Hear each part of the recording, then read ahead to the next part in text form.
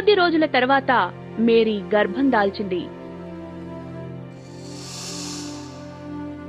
ఆ సమయంలో సమీప గ్రామమైన బెత్లెహేంలో ఒక రాజ ప్రకటన వెలువడింది.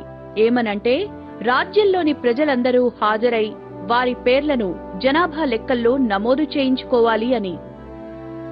అందువల్ల తన భర్త జోసెఫ్తో కలిసి గర్భవతి అయిన మేరీ కూడా బెత్లెహేం గ్రామానికి పయనమైంది.